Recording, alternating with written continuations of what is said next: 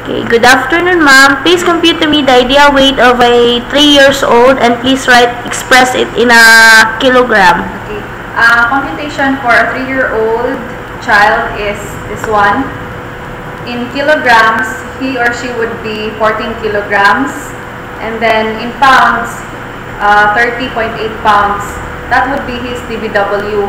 But taken his DBWR or desirable body weight range, he would be from, his DBW range should be from 12.6 up to 15.4 kilograms. And in pounds, that would be 27.7 up to 33.9 pounds. Okay. Please tell me your name and your work experience. I'm Ella Vanessa Momblan.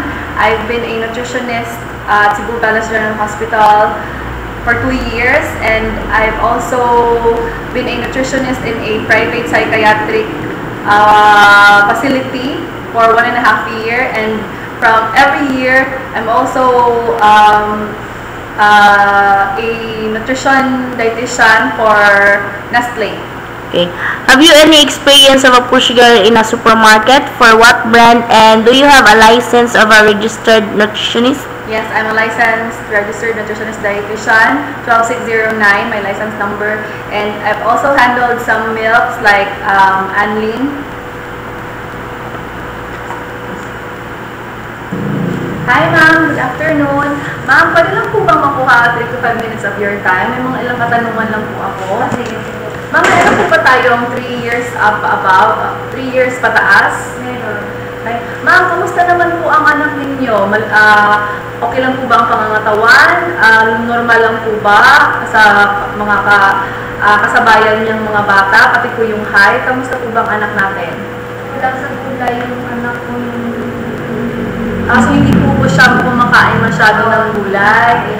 Okay. Wala sustansya. Okay. Uminom po ba rin po siya ng gatas? Oo. Okay po.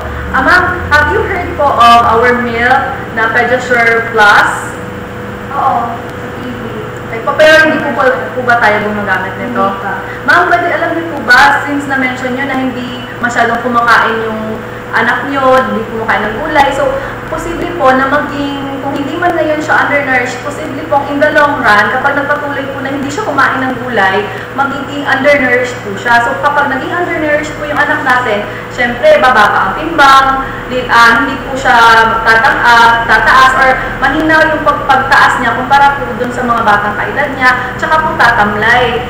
Tapos po ito yung sinasabi kong Pediasure Plus po natin, makakatulong po to sa pag-increase po ng timbang ng anak natin, makakatulong sa pagkain, sa paggagana ang pagkain ng bata, tsaka tatangkad po siya ng as much as 50% dahil po sa may bago po kasing tinatawag natin na triple system yung ating Pediasure Plus. So pwede po i-try po sa anak nyo para po mas sa sinabi ko, makakatulong sa paglaki niya.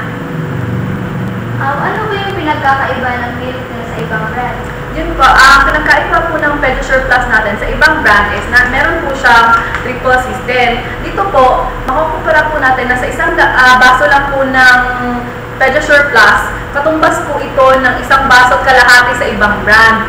At saka po sa ating Pediasure Plus, sa isang baso lang po, makakakuha na po ang anak nyo ng katumbas ng 1 cup of boiled rice, imagine niyo po yan, tsaka half piece po ng boiled na egg, and 3.5 teaspoon of oil po.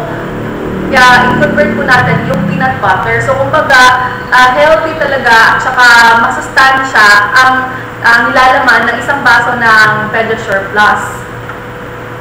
Paano ko ba makakain ng gulay ang anak ko? Kung sa gulay po, dapat po, kung 3 years old, dapat marunong po tayong mag-experiment. So, halimbawa po, pwede po yung gulay, i-mix nyo po sa karne. So, i-mash po natin, or for example, gawin po natin sa tortang talong, lagyan po ng itlog. So, mag-experiment din po tayo sa bata. Ilang beses sa isang araw ko mapapainom ang milk sa aking anak? Pwede po kayong magpainom ng Pediasure Plus 2 to 3 glasses a day po with, of course, pakainin po din po natin siya 3 times a day. Okay po. Salamat po sa time. Pabili na po tayo ng Pediasure Plus.